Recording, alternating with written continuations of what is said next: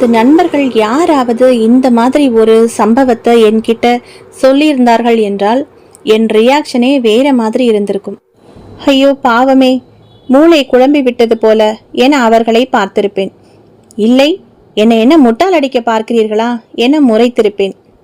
ஆனால் அந்த விசித்திர சம்பவத்தை நானே நேருக்கு நேராக சந்தித்த போது எனக்கு சொல்வதற்கு வார்த்தைகளே இல்லை.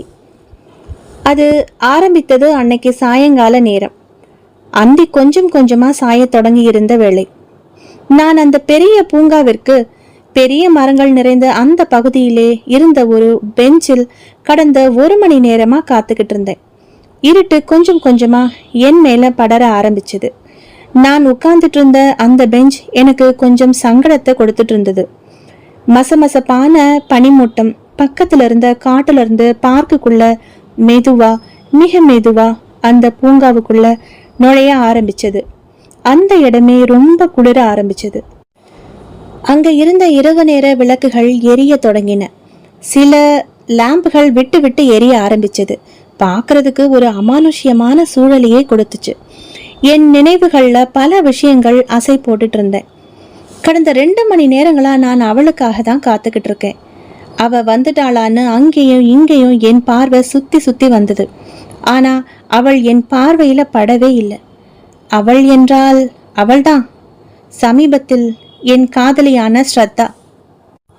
நான் எழுந்து அந்த பூங்காவின் வடக்கு வாசலை நோக்கி நடந்தேன். ஸ்ரத்தா எங்கேயாவது தென்படுறாளான்னு அவளை தேடிக்கிட்டே நடந்தேன். தெற்கு வாசலையும் இங்கிருந்தே என்னால பார்க்க முடிஞ்சது. எனக்கு தெரியும் அவளா என்னை தேடி வரமாட்டான்னு. அவ எப்பவும் அப்படித்தான். அதுவும் போன ஞாயிற்றுக்கிழமை அன்னைக்கு எங்களுக்குள்ள நடந்த அந்த சூடான அனல் பறக்கும் வாக்குவாதங்களுக்கு அப்புறம் துரதிருஷ்டவசமா எங்களுடைய உறவில் கடந்த சில வாரங்களா விரிசல் ஏற்பட்டு இருந்தது. அதற்கு காரணம் பெருசா ஒண்ணும் இல்லை. அவளுக்கு நான் அவளுடைய அங்கிள் மாதிரி ஒரு பைலட் ஆகணும்னு ஆசை. அந்த வேலை அவளுக்கு ரொம்ப கவர்ச்சியாகவும் கௌரவமாகவும் தெரிஞ்சது. ஆனா எனக்கு ரொம்ப ஆபத்தானதாகவும் பயங்கரமாகவும் தெரிஞ்சது. எனக்கு ஒரு அக்கௌண்டண்டா ஆகணும்னு தான் ஆசை. அந்த மாதிரி ஒயிட் காலர் ஜாப்ல ரிஸ்க் குறைவுதானே. நான் இதை எடுத்து சொன்னேன். அவள் கேட்கல. இந்த மாதிரி சின்ன சின்ன விஷயங்கள் எல்லாம் எங்களுக்குள்ள சின்ன சின்ன விரிசல்களை உண்டாக்கி இருந்தது. திரும்பவும் நான் என் பெஞ்சுக்கு வந்து உட்கார்ந்தேன். திரும்பவும் பல நிமிஷங்கள் கடந்தது. ஸ்ரத்தா வரதுக்கான அறிகுறியே தெரியல. கடைசியா ஒரு பெருமூச்சோட நான் எழுந்து வாசலை நோக்கி நடந்தேன். அந்த பனியில கண்ணுக்கு தெரிஞ்ச பெரிய பூங்காவோட கிழக்கு வாசலை நோக்கி நடக்க ஆரம்பிச்சேன். அப்போ எனது உள்ளுணர்வு யாரோ என் பக்கத்துல இருக்கிறாங்கன்னு எனக்கு சொல்லியது. அதுவும் ரொம்ப பக்கத்துல. நான் சட்டன்னு நின்னேன். மறுபடியும் அந்த ஏரியாவை பார்வையாலேயே தொழாவினேன். அங்கே அந்த கேட்டுக்கு பக்கத்துல இருந்த ஒரு தனியான பெஞ்சில ஒரு பெண் உட்கார்ந்திருந்தா. அவ ஸ்ரத்தா இல்ல. அவளது முகம் ஒரு வெள்ளை துப்பட்டாவால பாதி மூடி இருந்துச்சு. அதோட ஒரு உயரமான மனுஷன் தலையை ஒரு தொப்பியால மூடி என் முன்னாடியே நடந்து போயிட்டு இருந்தான். அவ்வளவுதான். ஸ்ரத்தா அங்க இல்லவே இல்லை. அன்னைக்கு ராத்திரி எனக்கு நிம்மதி இல்லாத தூக்கமா இருந்தது. என் கனவுல ஸ்ரத்தாவும் அந்த பூங்காவில உட்கார்ந்திருந்த பெண்ணும் அந்த தொப்பி மனுஷனும் மாறி மாறி வந்தனர், கொஞ்சம் பயங்கர தோற்றத்தோட. மறுநாள் காலை நான் வழக்கம் போல என்னுடைய கிளாஸ் ரூமுக்குள்ள நுழைஞ்சேன். என் கண்கள் அவளை தேடியது. அவள் கடைசி ரோவில் அமர்ந்து தன் தோழி ரூபாசியுடன் சுவாரஸ்யமா பேசிக்கிட்டு இருந்தான். நான் அப்படியே கதவருகையே நின்னுக்கிட்டு அவளையே பார்த்துக்கிட்டு இருந்தேன். ஒரு கணம் பேசுறத நிறுத்திட்டு என்ன பார்த்தா. அவள் முகத்தில் எந்த சலனமும் இல்லை. பிறகு மீண்டும் அவள் பேச்சை தொடர்ந்தா. கிளாஸ் முடிஞ்சதும் அவள் எழுந்து வெளியே போக எத்தனிச்சப்போ நான் அவளுடைய கையை பற்றி நிறுத்தினேன். என்ன என்றால் அலட்சியமாக, நேத்து ஏன் பார்க்குக்கு வரல? உனக்காக நான் ரொம்ப நேரமா அங்க காத்துக்கிட்டு இருந்தேன். அவள் பதிலே பேசல. அவளுடைய கையை பற்றியபடியே அருகிலிருந்த காஃபி ஷாப்பிற்குள் நுழைந்தேன். காஃபி ஆர்டர் செய்துவிட்டு மீண்டும் கேட்டேன், ஏன் வரல ஸ்ரத்தா? ரொம்ப நேரம் வெயிட் பண்ணிட்டு நான் கிளம்பிட்டேன். பேசியவன் சட்டென பேச்சை நிறுத்தினேன். காரணம், அவள் பால் போன்ற முகம் செக்க செவேலே ஆனது. கோபத்தில் அவள் உதடுகள் இருக்க மூடியிருந்தது. கோபத்தில் கூட அவள் அழகாகவே காணப்பட்டாள். கொஞ்ச நேரத்திற்கு அவள் எதுவுமே பேசவில்லை. பிறகு நேராக என்னை முறைத்தாள். நான் அங்கதான் இருந்தேன். ஆனா உங்களுக்கு தான் என்ன தேடணும்னு தோணலையே. அந்த இருட்டுலையும் குளிர்லையும் நீ என்ன தனியா தவிக்க விட்டுட்டு கிளம்பி போயிட்ட. உனக்கு உன்னுடைய பிரச்சனையே நேர்ல சந்திச்சு பேசுறதுக்கு தைரியம் இல்லை. அதான் முதுகெலும்பு இல்லாத மாதிரி ஓடிட்ட. நேத்து அந்த இடம் எவ்வளோ அமானுஷ்யமா இருந்தது தெரியுமா என்றாள். அவள் குரல் நடுங்கியது. நான் ஒன்றும் பேசலை. அவளது இந்த பிடிவாதமான குணத்தை மாத்தணும். என்ன பத்தியே நினைக்கணும். அதுக்கு நான் ஒரு கற்பனை உருவத்தை உருவாக்கினேன். அவள் பெயர் ஃப்ளோரா, என் முன்னாள் காதலி. அவளுக்கு கற்பனையா உருவம் கொடுத்தேன். நீளமான தோளில் வழியும் விரித்து விடப்பட்ட கூந்தல், பெரிய கருப்பு நிற ரிம்லெஸ் கண்ணாடி அணிந்த அழகான கண்கள். என் வாழ்வில் இன்னொரு காதலி இருந்தாள் என அவள் அறிந்தால் என்னிடம் பொசசிவாக இருப்பாள் என நினைத்தேன் நான் முட்டாள்தனமாக. அந்த கற்பனை காதலியை பற்றி அவளிடம் பஸ் ஸ்டாப்பில் நின்றிருக்கும் போது கூறினேன். நான் செய்த இமாலய தவறு அது. அப்படி ஒரு பெண் உன் வாழ்வில் இருந்தாள் என்றால் என்னையே துரத்தி துரத்தி காதலித்தாய். போய் அவளையே மீண்டும் காதலிக்க துவங்கு. என்னை இனிமேல் தொந்தரவு செய்யாதே என என்னை விரட்டி அடிக்காத குறையாக துரத்தி விட்டாள். நான் நொந்து போனேன். அதன் பிறகு அவள் நடத்தையில் பல மாறுதல்கள். என்னை பார்த்தால் ஏதோ ஒரு புதியவனை பார்ப்பது போல நடந்து கொண்டாள். சுத்தமாக என்னை தவிர்த்தாள். அந்த சூழ்நிலையில் ஒரு நாள், உன்னிடம் நான் ஒன்னு சொல்ல வேண்டும், மாலை கார்டனுக்கு வந்துவிடு என்று மெல்லிய குரலில் சொல்லிவிட்டு போய்விட்டாள். நான் கலக்கமாக அன்று மாலை கார்டனில் உட்கார்ந்திருந்தேன். அவள் வந்தாள். உன்னிடம் நானும் ஒரு உண்மையை மறைத்து விட்டேன். நான் நிமிர்ந்து பார்த்தேன் அவளை. நானும் கிறிஸ்டோபரும் காதலித்தோம். இதற்கு முன்னால். பழுப்பு நிற கண்கள், பிரெஞ்சு தாடி வைத்திருப்பான், நல்ல உயரமாக இருப்பான், வசீகரமான முகம். நான் அதிர்ந்து போய் அவளை பார்த்தேன். ஆனால் எங்கள் காதல் கைகூடவில்லை. உன்னிடம் சொல்லணும் போல் இருந்தது என்றபடி அவள் எழுந்து போய்விட்டாள். நான் ஏன் என விழித்தபடியே உட்கார்ந்திருந்தேன். நான் எய்த அஸ்திரத்தை அவள் என் மீது எரிகிறாளா என்ன? இப்படியே நாட்கள் சில கடந்தன. அவளது நடவடிக்கையில் எந்த மாற்றமும் இல்லை. அன்று மதியம் ஸ்ரத்தாவின் தோழி ரூபாசி என்னிடம் வந்தாள். உன்னிடம் ஒன்று சொல்ல வேண்டும் ரேவான் என்றாள்.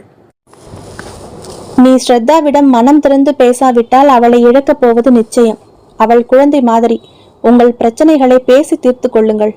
இன்று மாலை காஃபி ஷாப்பிற்கு அவளை அழைக்கிறேன். நீயும் வந்து சேர் என்று விட்டு போய்விட்டாள். அன்று மாலை காஃபி ஷாப்பிற்குள் நுழைந்தேன். சொன்னது போல ரூபாசி ஸ்ரத்தாவுடன் உட்கார்ந்திருந்தாள். என்னை பார்த்ததும் ரூபாசி எழுந்து போய்விட்டாள். எழப்போன ஸ்ரத்தாவை, ஸ்ரத்தா ப்ளீஸ் என என் கெஞ்சல் குரல் உட்கார்த்தி விட்டது. அவளிடம் சொன்னேன், நான் உன்னிடம் சொன்னது விளையாட்டு, உண்மை இல்லை. ஃப்ளோரா என்று யாரும் இல்லை என்று சொல்லிக் கொண்டிருந்த அதே நேரம் அந்த காஃபி ஷாப்பிற்குள் அந்த உயரமானவன் நுழைந்தான். பதட்டமாக, பழுப்பு நிற கண்கள், பிரெஞ்சு தாடி. பின்னால் அவனை தொடர்ந்து வந்த பெண்ணை பார்த்து கூப்பிட்டான். ஃப்ளோரா, சீக்கிரம் வா. உள்ளே வந்தாள் அந்த பெண். பெரிய கருப்பு நிற ரிம்லெஸ் கண்ணாடி அணிந்த அழகான கண்கள், நீளமான கூந்தலை தோள்களில் வழிய விட்டிருந்தாள். நான் திடுக்கிட்டேன். நான் கற்பனையில் வரைந்து சொன்ன அதே உருவம், அதே பேர், ஃப்ளோரா. அடுத்து அவள் அந்த மனிதனை பேர் சொல்லி கூப்பிட்டது அதைவிட பேரதிர்ச்சியாக இருந்தது. கிறிஸ்டோபர், வா, அந்த டேபிளுக்கு போயிடலாம். நல்ல வேலை, ஃப்ரீயா இருக்கு. கிறிஸ்டோபர், ஸ்ரத்தா என்னிடம் சொன்ன அதே பேர், அவள் வர்ணித்த அதே உருவம். இது எப்படி சாத்தியமாகும்? நான் திரும்பி ஸ்ரத்தாவை பார்த்தேன். அவள் என்னை விட அதிர்ச்சியில் இருந்ததை அவள் முகமே சொல்லியது. ரேவான், அவன் அவன் அந்த கிறிஸ்டோபர் என்று திணறினாள். உன் முன்னாள் காதலன் என்றேன் நான் மெல்லிய குரலில் அவளை பார்த்தபடியே. இல்லை இல்லை கிரீச்சிட்டாள். இல்லவே இல்லை, அது என் கற்பனை உருவம். நான் அதிர்ந்தேன். அப்படியென்றால் நீ சொன்னதும் உண்மை இல்லையா? என்று உதடு பிதுக்கினாள். அவன் எப்படி உன் ஃப்ளோராவுடன் என்றாள். ஸ்ரத்தா என்றேன் அடக்கிய குரலில். ஃப்ளோராவும் என் கற்பனை காதலியே. நானும் பொய்தான் சொல்லியிருந்தேன். இப்போது அவள் முகம் பீதியில் வெளிரி போனது. எதை பற்றியும் கவலைப்படாமல் அந்த கற்பனை கிறிஸ்டோபரும் ஃப்ளோராவும் ஒருவர் கையை ஒருவர் பிணைத்தபடி மெல்லிய குரலில் பேசிக் கொண்டிருந்தனர். அவர்கள் கண்களில் காதல் சொட்டி கொண்டிருந்தது. அவர்கள் ஆர்டர் செய்த காஃபி வந்தும் கூட அதை சட்டை பண்ணாமல் பேசிக்கொண்டே இருந்தனர். நாங்கள் இருவரும் அவர்களையே பார்த்து கொண்டிருந்தோம். காஃபியை கூட குடிக்காமல் அவர்கள் இருவரும் திடீரென எழுந்து வெளியே சென்றனர். தாமதமில்லாமல் நான் ஸ்ரத்தாவை இழுத்துக்கொண்டு வாசலுக்கு பாய்ந்தேன். எங்கே அவர்கள்? அதோ ஆடிட்டோரியத்திற்குள் நுழைகின்றனர். வேக வேகமாக உள்ளே நுழைந்தோம். இருட்டு வந்து முகத்தில் அப்பியது. அந்த இருளான ஆடிட்டோரியத்தில் எங்களை தவிர யாரும் இல்லை. ஸ்ரத்தா பீதியாகி கைகள் நடுங்க என்னை பிடித்து கொண்டாள். எங்கள் கண் முன்னாடிதான் அவர்கள் உள்ளே நுழைந்தனர். வேறு எங்கே போயிருக்க முடியும்? ஆடிட்டோரியத்தின் எல்லா கதவுகளும் பூட்டப்பட்டிருந்தது. திடீரென கலகலவென ஆணும் பெண்ணுமாய் 2 சிரிப்பொலி கலந்து கேட்டது. நான் ஸ்ரத்தாவை இழுத்துக்கொண்டு சரையலென அங்கிருந்து வெளியேறினேன்.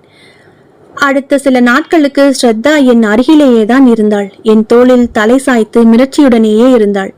இந்த அதிர்ச்சி எங்களுடைய எல்லா எதிர்மறை பிரச்சனைகளையும் ஒரே நொடியில் பின்னுக்கு தள்ளிவிட்டது. இதனிடையில் எங்கள் கல்லூரி படிப்பும் முடிந்து எங்கள் திருமணமும் முடிந்தது. 2.5 வருடங்கள் கழித்து நான் மீண்டும் அவர்களை சந்தித்தேன் மார்க்கெட்டில். ஃப்ளோரா என்னிடம் வந்து பேசினாள். எப்படி இருக்கிறாய் ரேவான் என்றாள். அந்த இரவு நேர மார்க்கெட்டில் யாரும் சிலை போல் நிற்கும் என்னை லட்சியம் செய்யவே இல்லை. என் நாக்கு மேல் அன்னத்தில் ஒட்டி கொண்டது. நீங்கள் இருவரும் யார்? குளறினேன். அவள் புன்னகைத்தாள். எங்களை உனக்கு தெரியும் ரேவான்.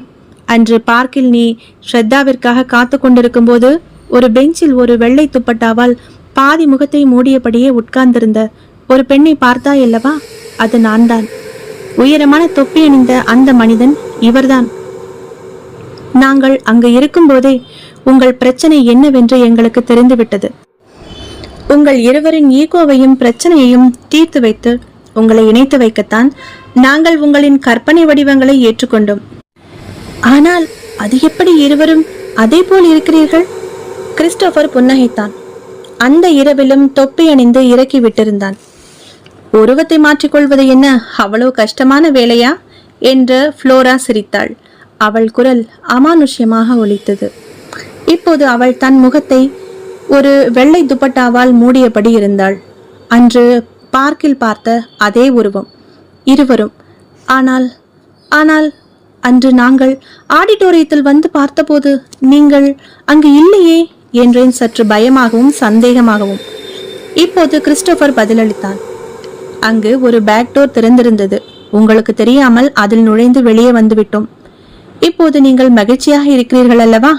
இனி எந்த காரணத்தை கொண்டும் கோபம் கொள்ளாமல் சண்டை போடாமல் இருங்கள். நாங்கள் வந்த வேலை முடிந்தது, கிளம்புகிறோம் என்றாள் ஃப்ளோரா. நான் ஏதோ யோசித்துவிட்டு அவர்களை திரும்பி பார்க்கும்போது அவர்கள் கண்ணுக்கு தெரியாமல் மறைந்து போயிருந்தனர். பேச்சு மூச்சிட்டு நின்றுவிட்டேன். அந்த நீண்ட பாதையில் அவர்களால் வேறு எங்கும் சென்றிருக்க முடியாது. மறுபடியும் ஒரு பீதி எண்ணில் பரவ துவங்கி இருந்தது. அப்படியே வீட்டிற்கு வந்தேன். குழந்தையோடு ஸ்ரத்தா காத்திருந்தாள். ஏன் இவ்வளவு நேரம் என்றாள் செல்ல கோபமாக. அவளிடம் சொல்லலாமா வேண்டாமா? வேண்டாம், அவள் மிரண்டு விடுவாள். அன்று நடந்த சம்பவத்திலிருந்து அவள் வெளியே வரவே கொஞ்ச காலம் ஆகியிருந்தது. இன்று மீண்டும் அந்த கற்பனை அமானுஷ்ய உருவங்களை பார்த்தேன் என்றால் மயங்கி விழுந்தாலும் விழுவாள்.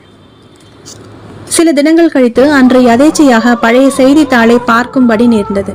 அதில் ஒரு செய்தி என்னை கவர்ந்தது. 2 வருடங்களுக்கு முன்பு நான் காத்திருந்த அதே பூங்காவிற்கு கொஞ்சம் முன்னாடிதான் அன்றிலிருந்து 2 நாட்களுக்கு முன்பு ஒரு விபத்து நடந்திருந்தது. 2 பேர் காரில் சென்றுள்ளனர். காரை ஓட்டியது கிறிஸ்டோபர். அருகில் உட்கார்ந்திருந்தது ஃப்ளோரா. காரினுள் ஏதோ வாக்குவாதம் இருவருக்கும். அதே நேரம் திடீரென்று பூங்காவிலிருந்து மிக கோபமாக சண்டையிட்டு கொண்டே வெளிப்பட்ட இளம் காதல் ஜோடிகள் மீது இவர்களது கார் மோதி அவர்களை தூக்கி எறிய இருவரும் சம்பவ இடத்திலேயே மரணம். ஃப்ளோராவும் கிறிஸ்டோபரும் மருத்துவமனையில் போராடி உயிரை விட்டிருக்கின்றனர். அவர்கள் புகைப்படத்தை பார்த்தேன். எங்களுடைய அதே கற்பனை உருவம் அந்த புகைப்படத்தில் சிரித்துக் கொண்டிருந்தனர்.